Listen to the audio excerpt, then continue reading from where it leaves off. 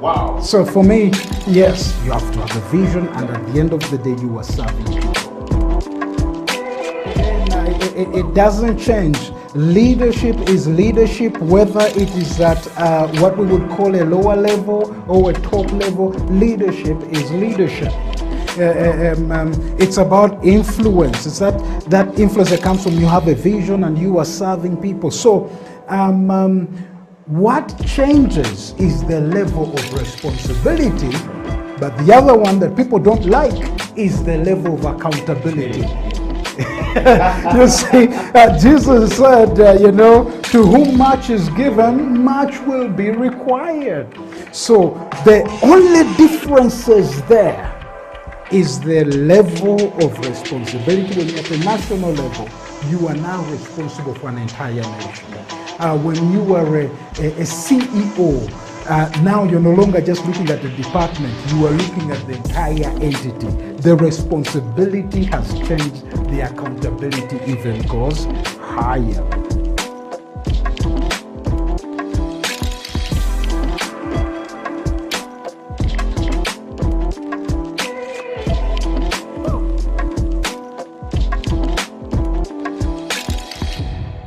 Hi, this is Julius Watlonyo, pastor at Watero Church. Thank you so much for tuning into House of Talent Television. It's a great, innovative way of doing TV, and particularly for being a part of the CEO bench, talking about leadership.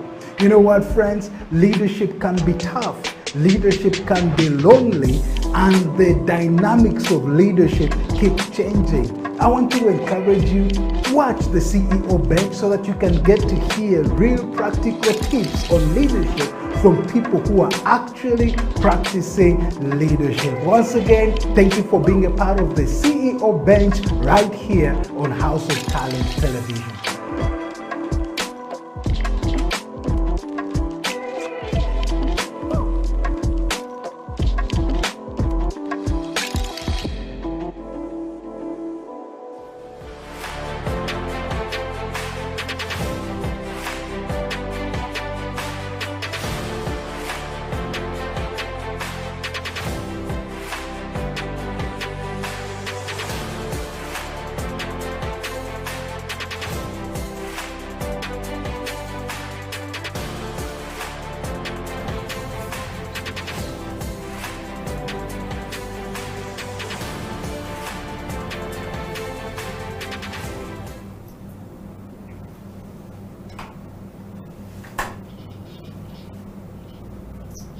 Welcome back from that break. My name is Edio Killan. This is the CEO Bench. In the studio is Addington Bujingo, who is the CEO of Fun Factory Uganda, a comedy group straight out of Uganda to the rest of the world, and of course, making people enjoy their lives. You see, you cannot work without entertainment. You need somebody that takes away the stress from you. And the Bujingos does it much better than anyone does. Addington, welcome back to the program. We're going to talk about transformation as we hasten to the close of the show. Yes. Addington, and I just want to give you a background, literally, of what transformation is really about and what we're looking for. Change is a response to external influences. Okay, true. And there's so many things happen that influence who we are and what we become. Yes. And where modifying a day-to-day action achieve a lot of desired results if a person is more focused. Okay. Now, transformation is about modifying the core beliefs of a human being every day and the long-term behaviors of that person. For that person to change, they need to transform themselves by modifying day-to-day thinking. You know, the thinking pattern, the things we do. You wake up in the morning, you want to do something, but you need some people to be able to help you move if you're not able to move by yourself. Sometimes profound ways to achieve the desired results are quite key. Yeah. But Addington, yes, the act or the process of changing completely is what we are calling transformation. What does transformation mean to Addington Bujingo? And is Fun Factory actually causing this impact in the lives of Ugandans and beyond? I'll dive into straight to show you how Fun Factory is, then I'll go backward. Please. So when COVID came, none of us was prepared. We didn't know. When it broke in Wuhan, we thought it will be there because we also used to have our Ebola outbreaks and they never spread to the world. They never went anywhere. So to stay in Africa. We thought that things would be easy. So we are thinking Wuhan is locked down. We're saying what is happening? Yeah. Then Trump says it will just go away in 2 days. Why? Yes. And then he hits America. Then now everyone. Yes. Then the next we see is lockdown. Even us. I'd never seen it in my entire life. Where Kampala is empty. Where I'm staying home. I can't leave my home. Yes, yes. I'd never stayed in one place in my life. So then we said, what are we going to do?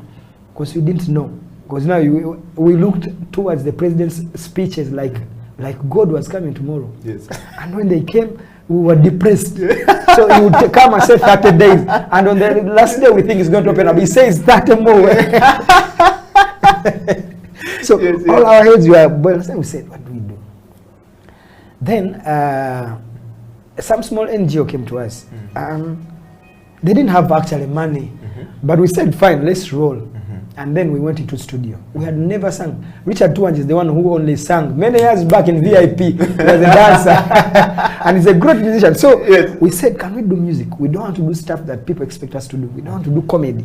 So we went and did Yambala Mask. Yambala, Yambala, Yambala, Yambala, Yambala, Mask, Yambala. Yambala, Yambala, Mask, Yambala. Now, when we did the Yambala, we even showed the video. Funny as me, I was singing. I can't sing. Yes. Richard is the only one who can sing. A few of us can sing, but yes, we did it in a funny way. Teacher Pamela was just wati weti rongo. Sanita, sanita, sanita, sanita, wati. Sanitize, sanitize your hands, and release the song. Yo. So the song went viral, and then when we get a call from MasterCard Foundation. And say, hey, we love this song, what I can do. Say, no, jump on board. And then they came and signed us to do them a campaign, a COVID campaign. So we did skits, we did other songs, we did everything. And now things have gone. So they are global. So they are running them because Ugandans never keep abreast of their own. Yes. But our songs have been playing in entire Africa, and even the world, the marks that MasterCard Foundation is doing. So the impact is huge. Kansimi has impacted the world, not in a hugely. Teacher Pamela has done that. If I went down to David, I have done that. Tuanj has done. Naman has done that. We are all like everything. So in a trickle down. But the beauty is we are so humble. We are not like these other celebrities. Is you'll see me on stage. I can walk to this day. I can sit on a board and move. I don't mind. It's about my life.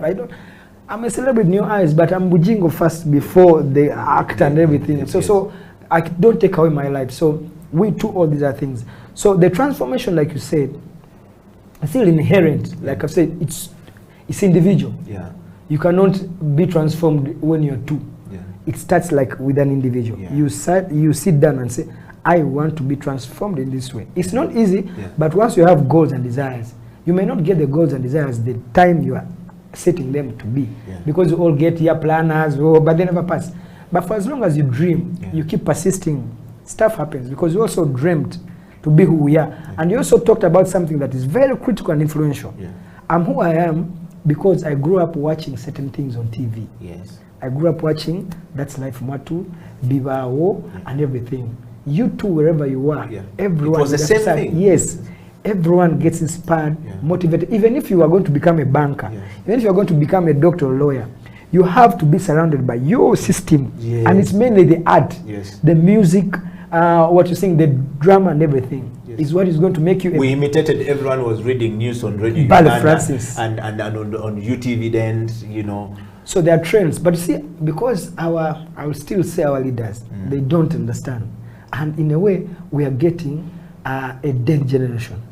Dead in a sense that they don't know their cultures, because what they're watching is wrong. It's not Ugandan. You know, all these broadcasters, even when the laws are there, they go around, they always bribe these guys who are in UCC, and they play Asian soaps, dab and everything. So we are being compromised. So the guys are growing up not as Ugandans, they are growing up as Asians. And those lifestyles they can't afford, they cannot live them. So with time, you're going to have a population of very disillusioned, very hopeless, very empty, because the arts have been neglected. So that is the journey we're fighting. You cannot transform anyone in society unless they know where they come from. That's why they say, Socrates has always said, all the philosophers that live, that An artist is the mirror of society. If you have dead artists, you have a dead generation, a dead nation. So we are fighting hook and crook to make sure that we don't have dead artists. We have guys who are going to impact people, because very many people look at us and we motivate them and inspire them. But again, if they see you now begging, when you don't have what to eat, you demoralize them. So those are the things that we want to take away. Because celebrities world over inspire. That's why you see presidents calling them, they want to be next to them. Not only here, even in America, Trump calls Kanye West because he knows he'll get the black vote. He will call the one guy, Biden will do with Beyonce and everything. Because they pull crowds, they pull numbers. And they also have brands, you've seen. So these are things we want to create to inspire our generation and transform ourselves in all aspects of life, not only employment, but socially, spiritually. That's why you see me attacking guys who bleach. That's why you see me attacking fake pastors, because these people are thieves. They are crooks who have been neglected by government. You see a guy who is stealing from people using the word of God, and you're letting him be. He's marrying wives, and you are dining with him. It's wrong. So, but with social media, we have the power to contest those fake pastors, those guys, even if they are leaders, who are bleaching. Because how do I say Deputy Speaker of Parliament bleaching? How will my daughter be? Because if she said I can also bleach, because if she got there, how did she get there? So those are things, even if she won't stop, but you talk about them. Even if they're very sensitive, they know they will attack you and everything. But once you have a public office, you're no longer private. You are a public figure, and anyone can comment to you. So you have to handle yourself. Because bleaching is bad, they should stop. And all these other vices. It's a sense of you don't believe in yourself. You don't believe in yourself, you don't believe in your skin, you don't believe in everything you have. So how will you believe in the laws you're making for us? All the people you see ahead, you understand? So it's something that Wow. What a day, what a journey, what a moment that we're having here. Addington, we're gonna bring the show to a close, but I have some questions here for you, you know, as we wind up the show. First of all, I have one coming from Burundi, a brother coming from Burundi. Muraho. Yes, he says, thank you very much, Addington Bujingo, first of all, for coming to the show. The moment I saw the poster up, I've been looking forward. And he says, Edio Killer, thank you. I was one of the people who attended the university quiz we did in Rwanda some years ago, 2011. Yes, and said he's a big follower of yours. But he goes on to say he wants to know from you, Addington, what plans do you have to come up with the, are the comedians, are you having plans as Fun Factory to sort of like train the young people to take over from you guys as you are going? He said, are you training people now? Do you have a school? Do you have an acting school? What are you doing to raise people to take over? We've been doing it for a long time. Many of us are products of the School of Performing Arts of Makerere University. That's where like 7 of us, me, Tuanje, Namanda, Eva, who else? Nina, Kathy Bagaya. We were like 6, 7. Kwezi Kagana, also there were like 7 who studied at that university. So every year we've been doing internships. So we right now, even on set where I speak to come here, we have products of Makerere University graduates, so who are into production and everything. So we plug. So they send us students, and we do internship with them. Some of them we retain. Some of them go start their own companies. They act. Some of them are on TV already. Some of them are in adverts and everything. Because it's difficult to, because we are a big ensemble. We are 17 in number. So it's hard to add other things. But what we do, as a president now of the Uganda Comedians Association, I try to transfer some of my knowledge to other comedians that are coming through and coming up.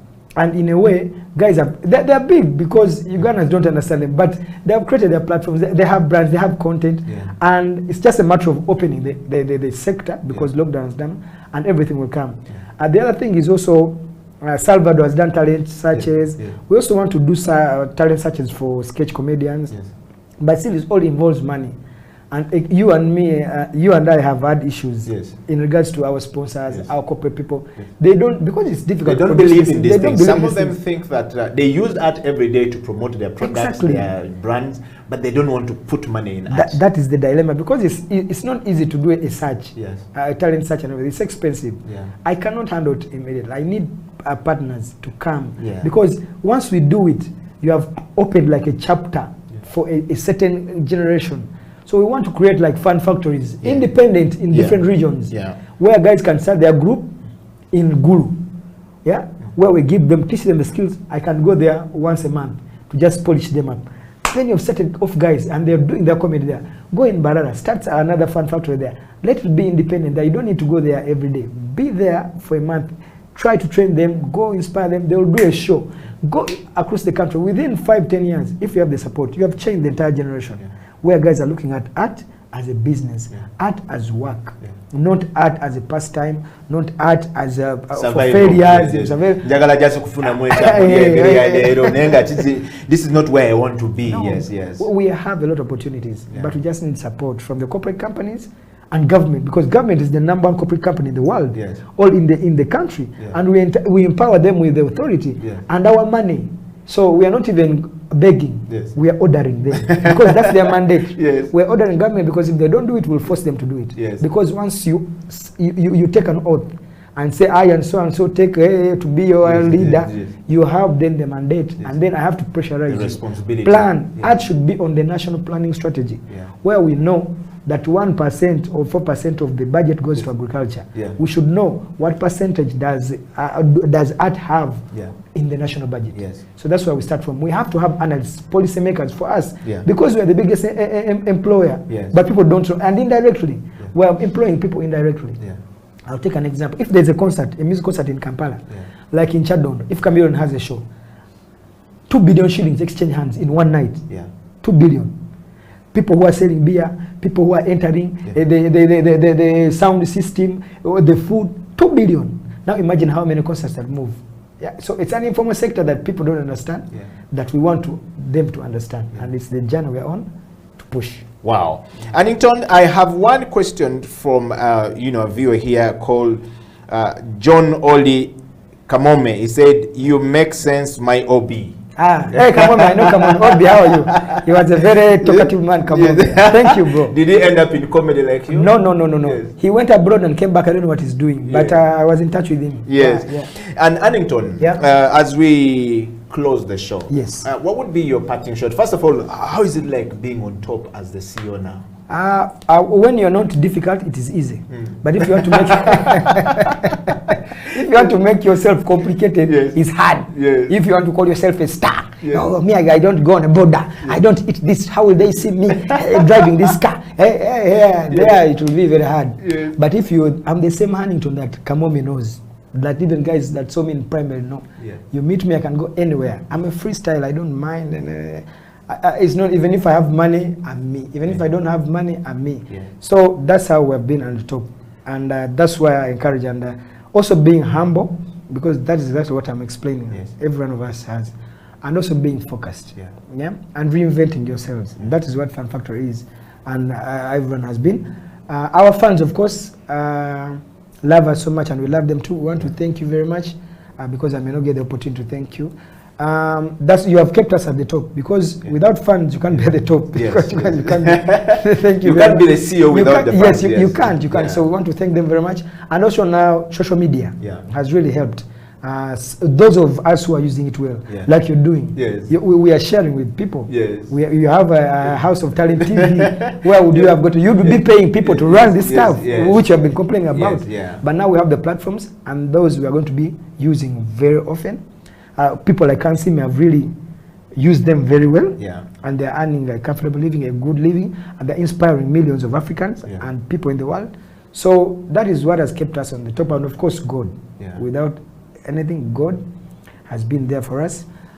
So on that note, I would request that whoever is watching to go and like all my social media pages: Bujingo Annington on Facebook, Bujingo Annington on Twitter, Instagram, and also the Fun Factory pages, still Fun Factory Uganda, on all platforms, because that's where you can tap what we do, the information we do, and like you said, I'm going to start the Bujingo Talks, where I share with people about my journeys that people don't understand. People see you in a short, and they think, this is a Kagere. They see you in a dress, and then they think,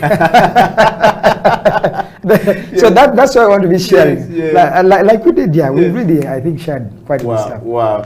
Annington, your last parting shot, if you were to leave us today, what would be that last one word that when you live with a person in this, we're in a pandemic situation where some people are really hopelessly low. People are committing suicide. There are people who are dying of hunger. There are people who don't know what to do. Some people have given up in life. They've been fired from their jobs. But here we are. We are, grateful to God that we have a moment. True. What would be your last parting shot to, if you look into this camera, to that one person who is down right now? First of all, I want to send my condolences to everyone who has lost a loved one to this pandemic. I know very close friends who have lost parents, grandparents, brothers, sisters, in-laws, husbands, wives, very many. May the good Lord rest their souls in eternal peace. I know people who have gotten COVID and recovered. Thank God you still have it. I know people who are not feeling fine, who are depressed, who can't earn a living. There are quite many, especially the artists who are doing so terribly, comedians, musicians, many who are earning top money, but because the country has been closed for 1.5 years, they're not doing well. But we have nothing to do because we didn't plan it and it's still here. So we have to reinvent ourselves. So like they say, necessity is the mother of all inventions. We have to start thinking out of the box to make sure that we move, because we can't, life is life. Yeah. You can't be there without life. So we have to get away of making sure that we get past there.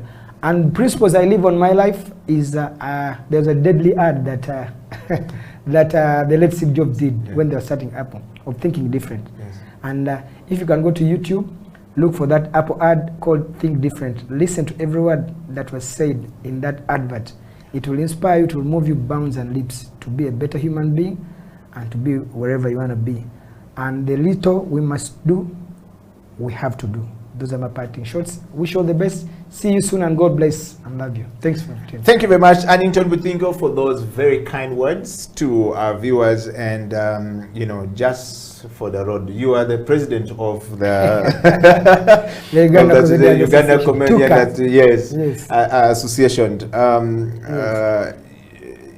Usually, presidents in Africa don't leave offices. They change terms. Not me. Are you about to change terms? Yes. We categorically made this because it is not about me or anyone. It's about showing the world or the country that actually we are very serious guys in a serious way. We are very organized. We have a constitution that we are not going to amend ever or like change never. It's going to stand. I'm supposed to lead 2 terms and each term is 2 years. So I'm into my second, but because of the pandemic we haven't held the elections and we can't now like converge and even like the quorum is not that. But once the pandemic is done, I'll present myself for my last term of election. Once I'm elected, I'll serve duly for my 2 years and I'll pass on the torch to the next person that will be elected. And we'll keep moving. This association is not about Bujingo or anyone else. It's the Uganda Comedians Association, owned nationally by all comedians who subscribe or register to it. And to move leaps and bounds to make sure that we professionalize comedy and the creative sector industry in Uganda. Wow. Ladies and gentlemen, you've heard it from the president right there, no changing term limits. And thank you very much for coming to the show. But to all of you guys out there, we want to say thank you so much for being part of the CEO Bench, growing bigger and better. Every single day, we reach out to all the guys in the United States. We say thank you. Annington, of course, in the US, and of course Anthony Ndaula, Coach Anthony Ndaula in the US, and all of you guys, Professor Penina Chayo from Washington University, shout out to you, my sister, and of course to Dennis in Australia, to JB in Belgium, all of you guys, we love you, and of course to Chigula Mwendo in Germany. You are lost, but we're here. We love you guys, and until then, we want to say thank you. The CEO Bench has come to a close. Until the next CEO Bench, stay safe and stay focused. Don't lose hope. There's always the light and the road to the top. Eddie Okela, Annington Budingo, signing out.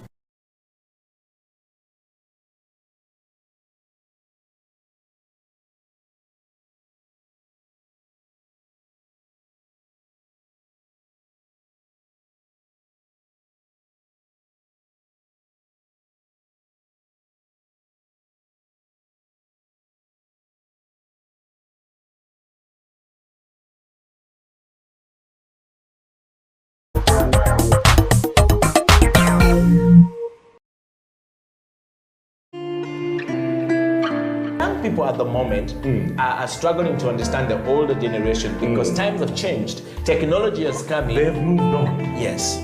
We're the ones sitting back and wondering, what is my child on to? TikTok has surpassed WhatsApp. The other one I call, I never call it Facebook, it's Bookface. Why are you on Bookface? Dad, it's Facebook. Yes.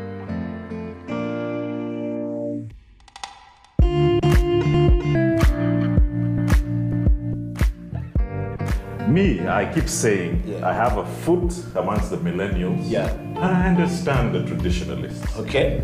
There's a song in the 60s, by the way, and in the 90s, 70s, where they're like, parents don't understand. Yes. Remember Prince? Yes. Prince.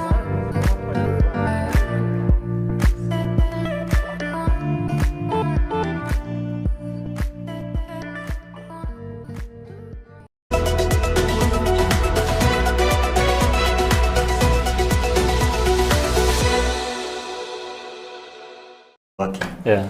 But first of all, if you're passionate about what you're going to do, I believe in all work we do mistakes.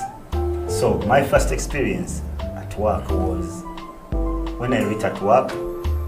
You know, you have to be confident when you're doing something. Even if it's wrong, in our industry, you have to be confident. Once you're confident, you give support of it. Yeah. So my first cup to make was for a customer, and I made a mistake on it because the waitress came and gave me a cappuccino single.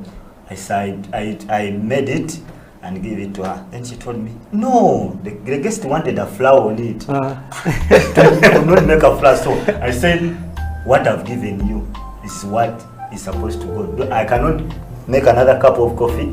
Please take that to a customer. If he calls me, I'll explain why. So that's how I started. But to me, when you love what you're doing, even when you make mistakes, still you will support that mistake and it will go. So I have love for the coffee, for the industry. I have love for what I'm doing, and when I'm on the station, trust me, I don't want anyone to disturb me. Even if you are home, even if you are the boss, once I'm in my bar, it is my turn. It's your area. Wait for my shift to get done, then you can bring me a coffee. Interesting. If you're watching us, this is House of Talent, the coffee break. We are having some fun with Isaac and Charles here. You know, Charles telling us about his first experience, and he was supposed to make a certain cup of coffee, which he did not do, but these are the different experiences that we have. So if you're a barista and it's your first day on the job, relax. You got this. Have some confidence. We have you here at the coffee break, and we're going to take a break right now. But when we return, we still have that part of we're going to brew a cup of coffee, which I believe is going to be very tasty. And we'll also be talking about how can we set up a successful coffee business, which I think very many people are trying to get into right now. So we'll take a break right now. This is the coffee break on House of Talent Television.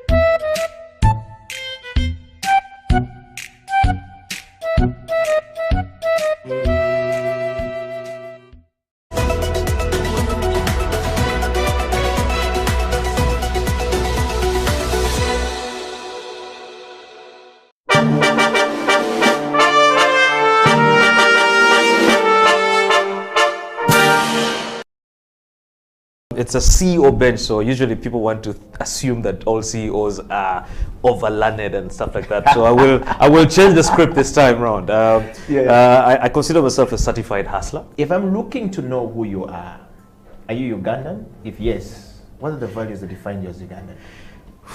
That's the easiest question I think to answer.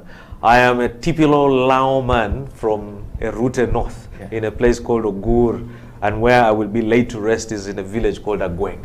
So if you go there and you just say Otoa Tony, they won't really know me because my father is also Otoa Tony. You have to ask for Junior, and when you're asking, you have to ask with an accent. Junior Tikwene, where is Junior? And they will identify me. But I'm typically Ugandan, only Ugandan, from Lira.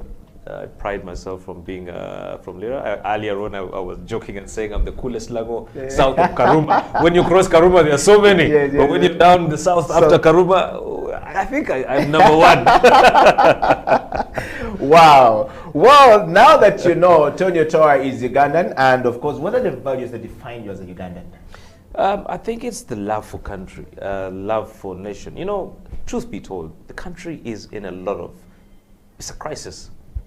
Leadership crisis, economic crisis, social crisis. There's so many mismatching areas. But at the end of the day, it's home.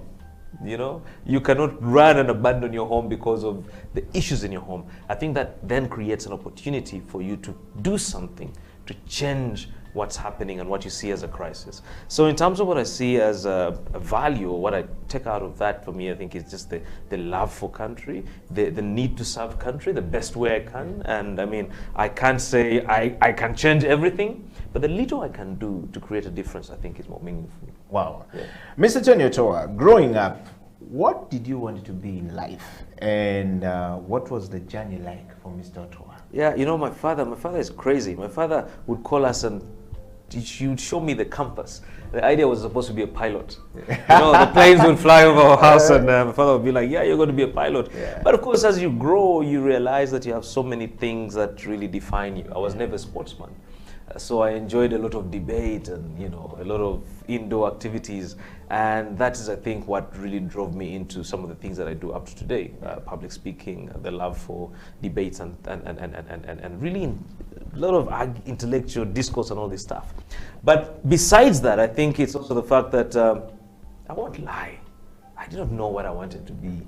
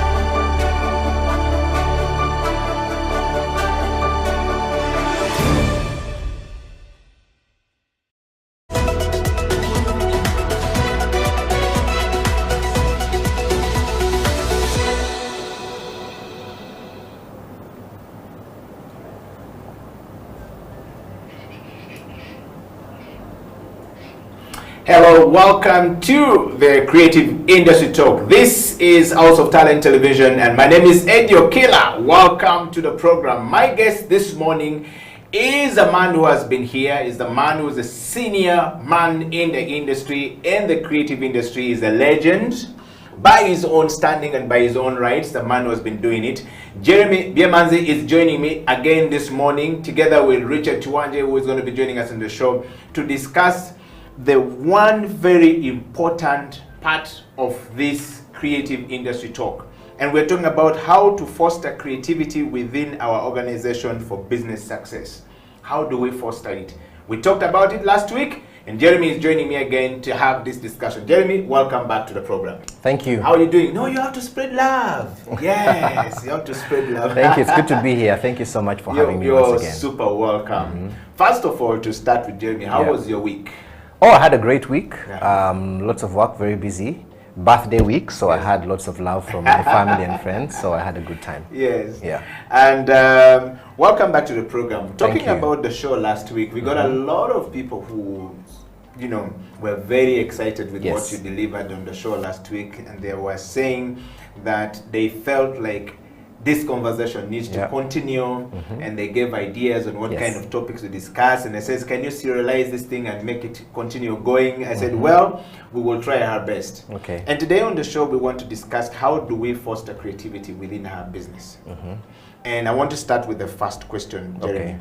First, to give you the context of this entire discussion, All right. we're looking at the businesses as an attractive way of doing things. Creativity as in a business as an attractive way of doing things. And we always looked at creativity as a way of inspiring people into the product, recruiting consumers into the product, introducing the brand to people. And somebody actually said, Jeremy needs to break down what is a brand and what is a product and what's the difference between the two. Because we often talk about these things interchangeably, but we don't know which one is more important and which one is not. And so people want to break that down today. And we say that creativity helps us to find solutions and also to find opportunities that allows business to grow. Yes. And this week on the show, we want to look at some of the reasons where some people actually prosper in business, either individually or as a corporate or, you know, collectively, but they prosper when they think creatively, when they think in a much more better ways that make things easier for everyone to consume that product. So to start with, Jeremy, we want to just start from that question that came from the person, that what is the difference between a brand and a product? You have been doing this for a while now. And you've worked with the likes of QG such and such. You move along, started Nomad, and it's a known story altogether. You have a new journey starting right now. And then somebody says, how does it mixes the two things between being a creative mind and a pastor at the same time? Those are the second question we're going to go to. But we'll start with the difference between a brand and a product. Is there a difference? Okay, thank you. Yes, there certainly is a difference. But you could say that every product is a brand in a way. Because what happens is that when you put out a product on the market, let's say you put out sugar, people need to identify your sugar by a certain name. So when I walk into the supermarket and I ask for sugar, they need to say, what sugar do you want? That's the first question they'll ask you. Or they'll bring you the first one that comes to mind. So they'll bring you either Kakira sugar, or they'll bring you Chinyara sugar or any other sugar brand, because that is the brand name. Okay, so when you think of a product, you have to think about how have you packaged the product, and that packaging, that name that you've given it is the brand name. Okay, that's for the product. It can apply for a service as well. However, when you look at the word brand, last week I said that brand is a reputation. Okay, so really you can have a particular brand of sugar which has a certain reputation in the market. And so that's how the word brand can apply on both phases. Wow. So Jeremy, when you say it will have a reputation, how do we get to the reputation? Is it the fact that the name of this brand we're talking about has been overly talked about? I want to break it down to a border man, or to, you know, a taxi driver, or to a normal consumer down there who consumes some of this product. Is it, how do we become a reputation? Or at what point does it become a reputation? Is it the more time it's talked about? Is it the, you know, the more people know about it, how does it become a reputation? Okay. One of my favorite speakers, a gentleman called Chris Vallotton, says, your repetition becomes your reputation. Okay? Your repetition. So when you do something continuously over and over again, that becomes your reputation. Now, I'll give you an example. Unfortunately, we're going to have to talk about milkshakes. No problem. Okay? Wow. So, I love Cafe Javas, okay? If there's one restaurant where I can take a friend and know I'll get a good service, it is CJ's.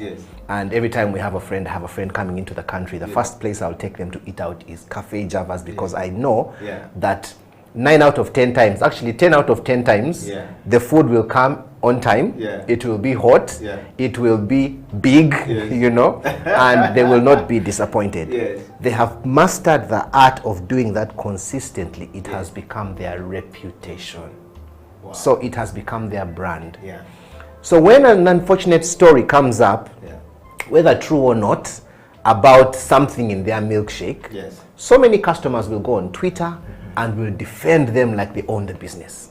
They are not being paid, you know, but they know that this brand stands for something, and they are willing to lay down their reputation on social media to defend Cafe Javas. Why? They have a reputation, they have a reputable brand. Wow. Well, you've heard it from Jeremy, and thank you very much for joining us on the Creative Industry Talk. My name is Eddie Okela, Jeremy Biemanzi. If you're just joining us, we are live from all across the world. We're live on Facebook, on YouTube, House of Talent TV on YouTube. Go to our studio and be part of that. Subscribe and be part of the family growing bigger and better. We're live on Facebook, of course, House of Talent Uganda. Go there and share that link as far as wide as possible. And of course, if you're a fan of Jeremy Biemanzi, what you need to do is go and tag all your friends and say he's now live, and he's going to talk live to people. Jeremy is going to be speaking live to all of us when we talk about the brand and how do we foster creativity within our businesses, our organization, or even as an individual for business success. We're talking about business. Jeremy, we went into the lockdown.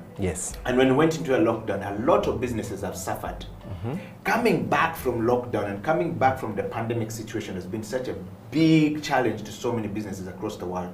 A lot of businesses are closing down. A lot of companies are closing down. In Uganda, we have seen, for example, this week where the traders are sitting down and saying rent is becoming rent, and I cannot rent a space for my business anymore.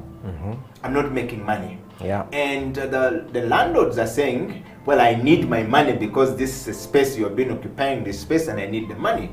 So there's a gridlock. I was watching the story coming from Nigeria is the same. South Africa is the same. You go to the north part of Africa is the same.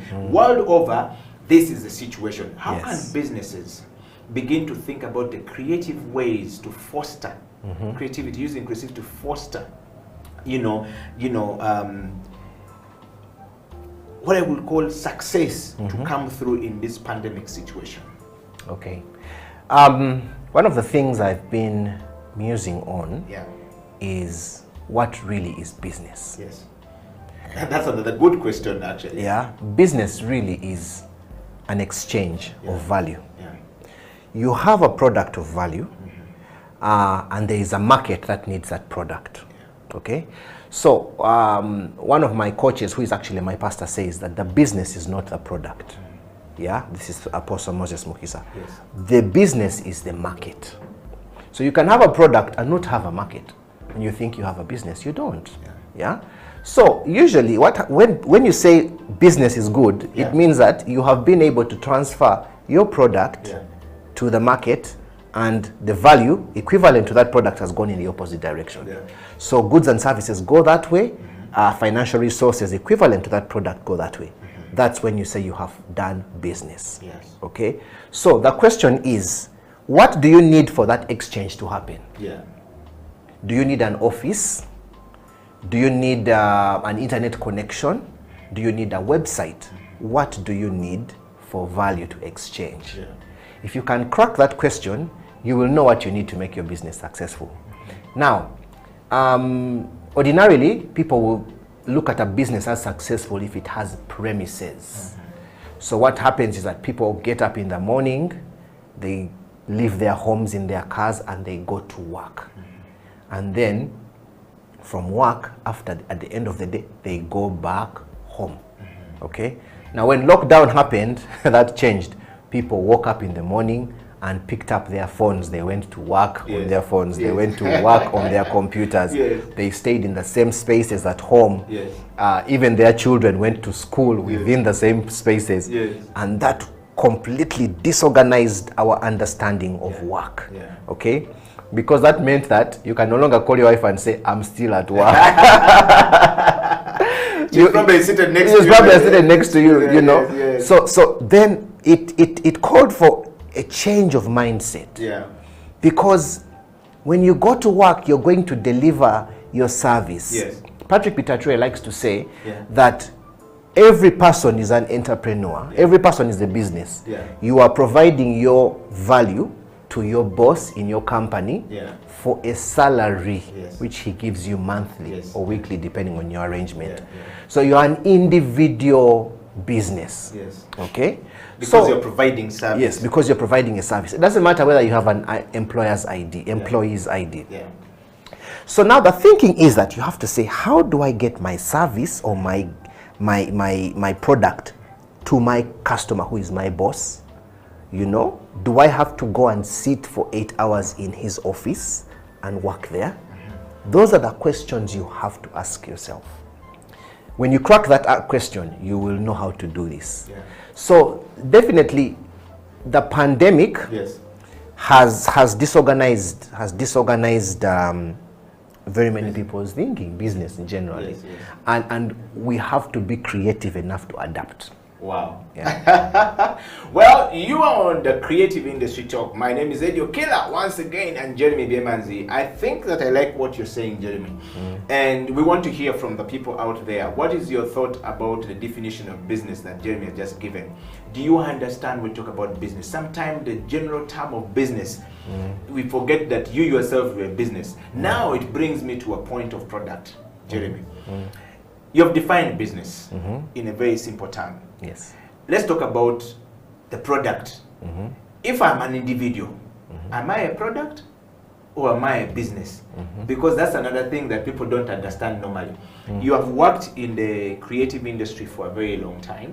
You have been helping brands and products go out there or put their products there. Certainly you have a very good understanding of what business is when we talked about business, and you explained it. But what about product? If an individual like Okila, is Okila a product or Okila a business? How do I even know to separate the two, and how do I sell my services? Like you said, Patrick Pitatoué said that every time you go to work in the morning, whether you have an ID, whether you are a sweeper, or you clean the toilets, or you clean the washroom, whatever it is you call the kitchen, there is a certain money being given to you in exchange for your services there. And when you do that, that's business already. You yourself, you're already doing business. But you often think that business is about trading, you know, getting one product, eggs to the market, I sell, I come back, that is it. Is an individual a business or a product? I think that maybe I may throw in another word. Every person is building a brand, whether you know it or not. And because you are building a reputation, you have a reputation in the industry. Now, if I have a reputation of being efficient at work, efficiency is one of my brand values. It's a reputation I've built over time, because they know if I give Jeremy this work, he is efficient, he will get it out. Okay? So that becomes my brand. Now, I am offering my service to House of Talent. Okay? I may be an employee, but I'm offering my service. So I'm looking at myself as an individual brand, offering my service to House of Talent for a certain fee. That is how you need to look at yourself. So you build your reputation with that in mind. You know, I must build a reputation of being efficient at work, a good communicator. I must be able to deliver value to my boss so that he feels that, yes, I have an asset in Jeremy. That's number one. Number two, what is the product or the service I'm delivering to my boss? He has hired me as a creative director, for example. That means he has certain expectations of me. Am I meeting those expectations? Am I exceeding them? That's the second thing. Yeah. So you have to think on those two planes. Yes. Yeah. There's some people who are very good at their work, but they're always late. Yes. You know? Yes. So how do you deal with that, with such a person? You know, I like this person. He's such a good person, good character, but he'll always come late. I can't count on him to be here at 8 a.m. in the morning. So there are all those things you have to think about. And reliability is quite very important in business. When you talk about business. Well, we are talking about how do we use creativity to foster, you know, success within our organization and for us to be able to make money. It boils down to one thing, money. One time I listened to Apostle Moses Mukisa talk. He used to have this thing every Thursday that used to run on Facebook during the main lockdown of 2020. Yes. And there was this one thing he says, if you want to know how things are bad or you want to know how well you are doing business-wise, he says, every time I used to go to ShopRite or Game, I'll enter the supermarket and there were 22 tills or 23 tills in that supermarket. He says, you go to Game. Now, there will be people lining, but there's always a unique sound that is being made. Going peeping. He says that peeping sound, every time it drops in, there is money has entered. A product has been sold. Somebody has scanned that product. Money has gone to South Africa. Money has gone to South Africa or to somebody. Yes, as long as that sold, money has gone. So he says, I kept paying attention. Then I realized that it was consistent and it wasn't stopping. He says, beep, beep, beep. So he says, that's the number. Then he says, let me stop and ask you, how many times does yours peep in a month or in a week? When you're thinking, if you have a product, how many times is your product peeping that thing? I started thinking about it. Says, actually, come to think about it, when you go to the supermarket, you never think about these things. But those are products created by so many people and they're being consumed by so many people. Is your product making its way into the supermarket? Certainly not. If it's not making it, it's what Jeremy is saying. How do you foster creativity to make sure that your gorillas or your banana crisps or whatever, or your chikapo that you're making there is actually able to make its way there, and also you can be part of that sound going on. Jeremy, that said, before we take a break, I want to take you straight to my next question, which is, how can an organization improve creativity within itself for success? We've seen so many organizations failed and so many individuals fail organization. Like you said, coming late is failure, meaning you cannot deliver.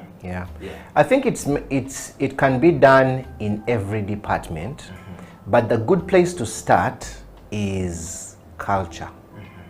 Because every organization has a culture, organizational culture like we call it. And so it's important to stop and think and say, what is the culture of my organization and what have I developed? How do we work? What do people out there think of us? You know? What do our customers think of us as an organization? Everything that they think about you, the way you work, the way you operate, the way you deliver your services and your product really is the culture you've built.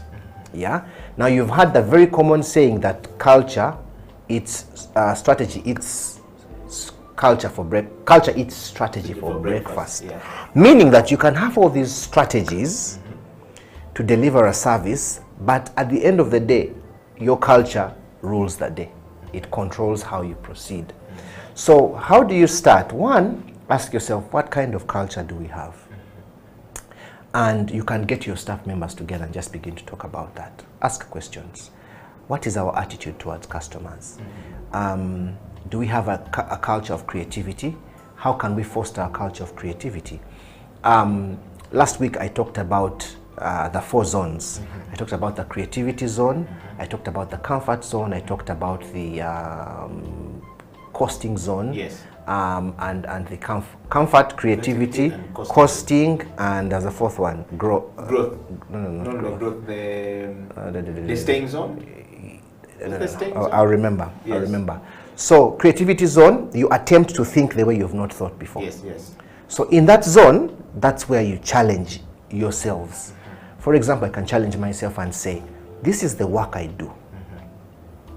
I'm a creative director. This is how I approach it. How can I do it differently to make it more efficient? how can I use less time to do more? And I spend time thinking, and I spend time reading online about different people in my field and how they do it. Those things help you change, you know. The other thing is to say, how can I be more efficient by working through others? You see, because you can't win if you're doing everything yourself. You have to find a way of working through other people. Yeah. So those are some of the things, and we'll keep talking about it as we go along. Wow. We're going to take a break, and when we come back, Creative Industry Talk will continue, and Jeremy will be diving into the next question of how can we foster creativity in an organization, in our organization, or in an organization for business growth. If you have an organization, Jeremy has already touched it, but what culture do you have in that organization? If you're starting a company and your company is coming up, perhaps you need to start with a culture that is, this is how we are going to operate here as a company. This is what we're going to do. Stay right there. We'll be right back after this coffee break, and Jeremy will be talking more about that. This is the coffee break. Young people at the moment are struggling to understand the older generation because times have changed. Technology has come in. They have moved on. Yes. We're the ones sitting back and wondering, what is my child on to? TikTok has surpassed WhatsApp. The other one I call, I never call it Facebook, it's Bookface. Why are you on Bookface? Dad, it's Facebook. Yes.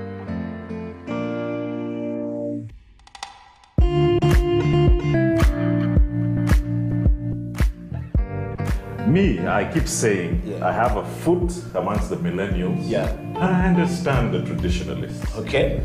There's a song in the 60s, by the way, and in the 90s, 70s, where they're like, parents don't understand. Yes. Remember Prince? Yes. Prince.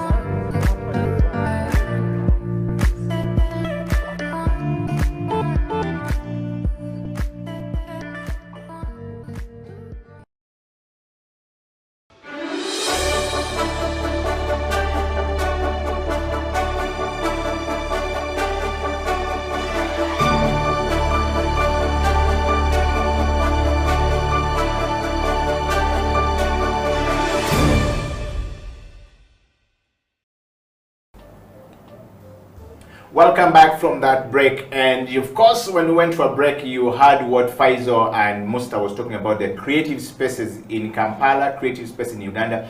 It's the first time we're actually having creative spaces. Jeremy, welcome back to the program. Thank you. We're talking about creative spaces. A few years ago, people could not get into restaurants to sit and do work unless you dress in a certain way, but creative people like to dress in a certain way and express themselves in a certain way. They'll have to be in a, what Musta call a zone, and in most cases when they're in that zone, they look like they are not people who can be accepted in certain areas. Yeah. And so there are now creative spaces in Uganda.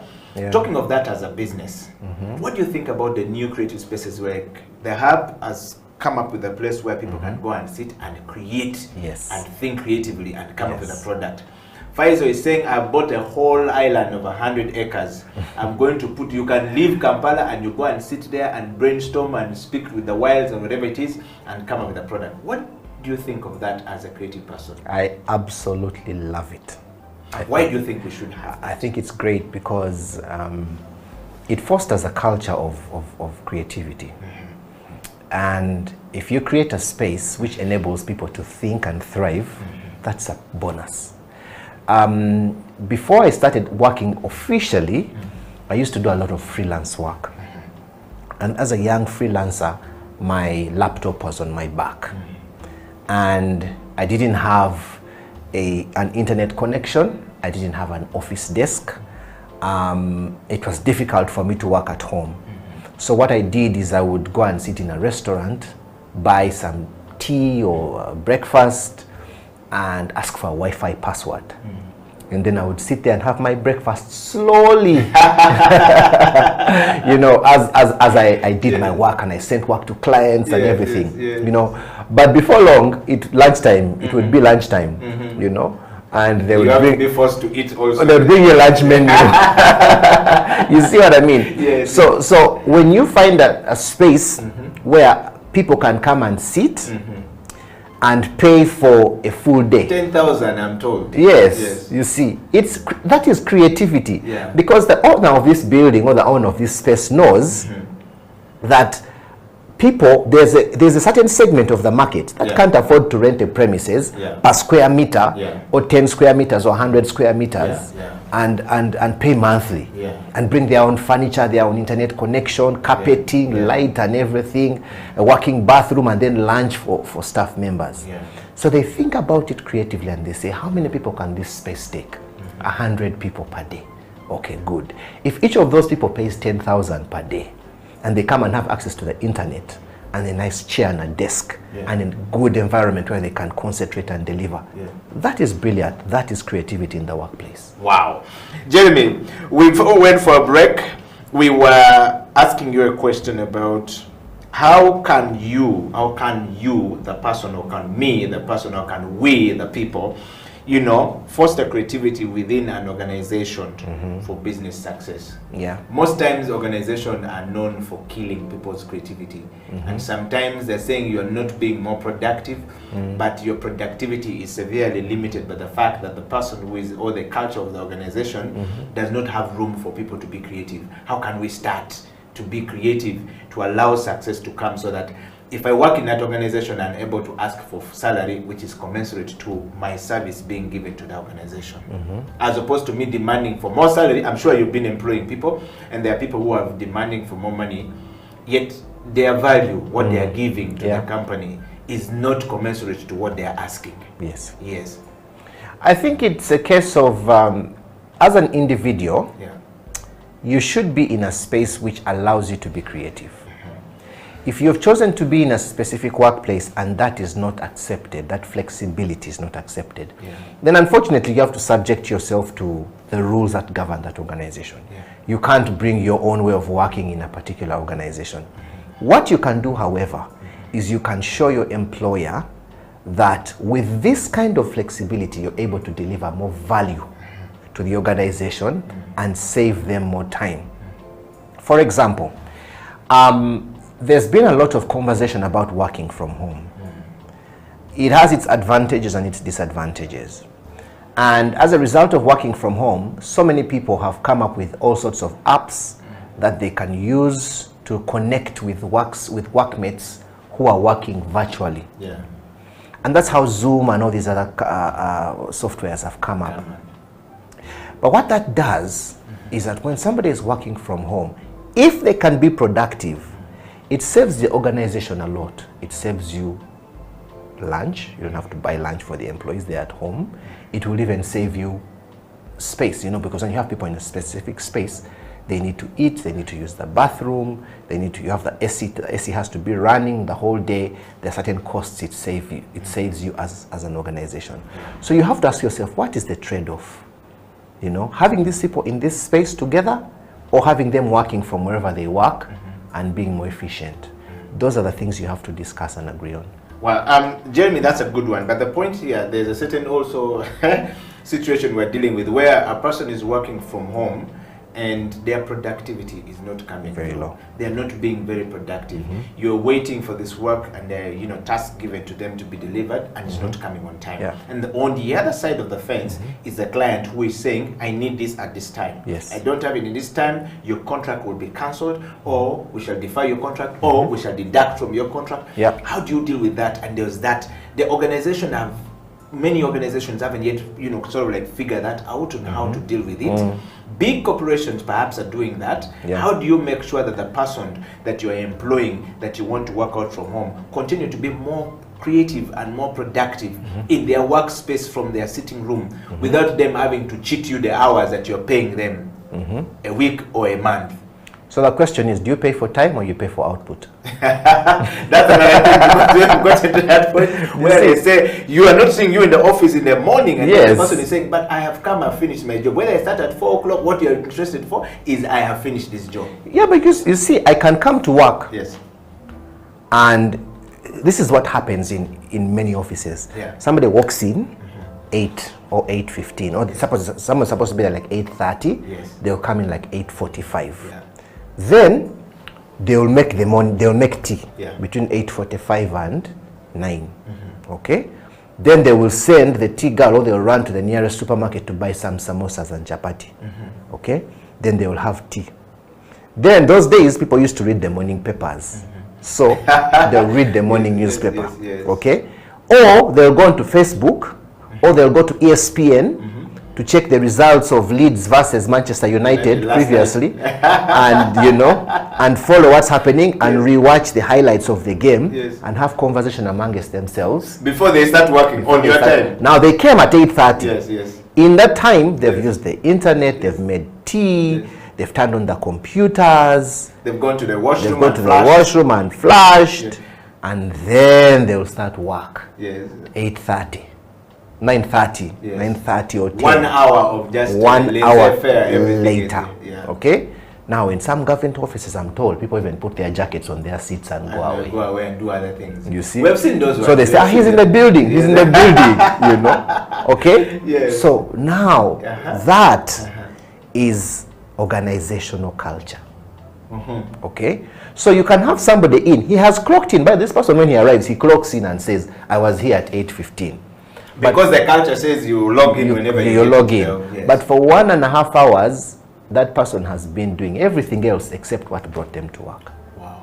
So how do we deal with this going forward? Alternatively, you have somebody who is seated at a computer at 7 a.m. in his pajamas at home. He hasn't even bathed, he hasn't brushed his teeth, but he's doing work at home. And files are coming. Files are coming, work is coming in, and the person is at home. You see? Those are two categories of people. You can also have another category of somebody who is at home but is struggling to deliver. Why? Because this person has not mastered the skill of self-productivity and self-discipline. So it's really a balance between those things. Every individual needs to learn how to lead themselves. If you can lead yourself, one, and if you can communicate very well, I really think you can walk away from home. But if you can't do those things, you need to come into the office and have a supervisor standing over you and saying, keep going, 30 minutes, when can I get this? How far have you gone with this and what? And so it's a combination of all those things. And every one of us is learning how to be more efficient and to lead ourselves. We are all on a journey. So as a boss, you have to be able to tell and say, where is my team? Where I used to work previously, there were some people were very efficient at working from home and they loved it, while others really needed to come into the office to be in that space to work. Wow. Jeremy, as an individual, how can I foster more creativity to honest success for myself, given the perspective and the context that you have placed the work culture within an organization, the things that you've just explained now, and I've been listening to you, and I'm wondering, as an individual, things have not been, I've fallen short of the glory of the things that you're talking about right now. I have cheated the organization here, I've not been faithful to the organization, but they're paying my salary.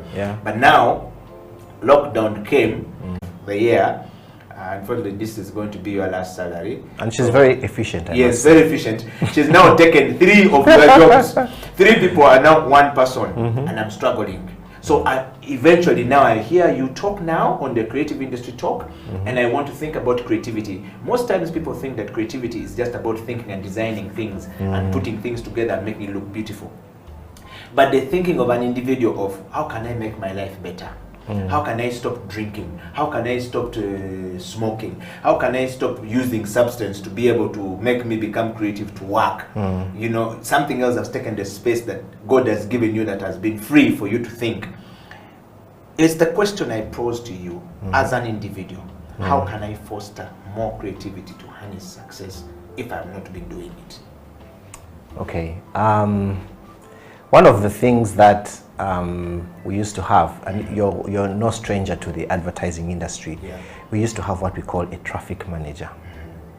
And this person's job was to make sure that they log all the work, distribute it, and follow up and make sure it comes out. That is what software does nowadays. You see, that's what software does. There are so many softwares online that do that. And with the lockdown, they even increased. So you just punch in all the work, and put in the deadlines, put in the contact people, In the software, it shows you a timeline with graphs and everything and can give you daily reports. And you get your team to log in so they can see who is doing what and they can log their progress daily. Yes. Immediately they have eliminated the person who was doing the traffic guys. The traffic manager in the office. You see what I mean? Wow. And when you think about it, by the way, you see all these traffic policemen on our streets. Yes. Ideally, they should have been replaced by traffic lights. Yes. Okay? Yes, yes. But the reason why they've not been is because of the indiscipline of the drivers. Yes, yes. Okay? So likewise in the workplace, you have those softwares, but if you don't have disciplined employees, you will still need traffic men or a traffic manager on the road in the workplace now. Yes. So individual discipline and self-leadership is very important. Wow. And I don't say this as somebody who has attained it, because every one of us is on a journey, growing every day. The discipline of execution of work in time, the discipline of communicating clearly and in time, the discipline of thinking creatively and coming up with something that's going to stand out. All those are the challenges we face every day, you know. But the most important thing, I believe, is that as an individual, you must ask yourself, am I adding value to this organization? Wow. Well, you're on the Creative Industry Talk. Jeremy Bemanzi is giving us tips on how we can make ourselves better. We are talking about how to foster creativity within our organization for business success. And the topic of the discussion today is up there. We're looking at how can we make it better? How can we do it better? No one is better placed than the people who have been doing it. Jeremy has been in advertising world for a long time. He left campus and that is what he studied and is what he's been doing. You know, he's the pastor, but this has always been where his bread comes from. Pastoring is about helping the flock to find themselves and to continue moving. It is not where the money comes from. The money comes from creativity, which means Jeremy still has to be more productive and be able to do this. What about you sitting home? What is your understanding of these things? How are you pulling yourself out of it? We're talking about a situation where a pandemic has brought in and people have lost their jobs, and perhaps you're one of those people who are sitting at home wondering what to do with yourself. There are many challenges. Every day we have challenges and somebody's working with a lot of things. If you're not creative in the way that you handle that challenge, it becomes very difficult. Creative Industry Talk is going to go for a break, and when we come back, Jeremy will dive into the 3 questions given his experience as an advertiser, as an herdman, as a person who's been developing brands and managing reputations of big corporations. What lessons can we pick from him? What advice can we pick from him? And secondly, and finally, Jeremy will be talking about how to promote creativity within our businesses, within self, within our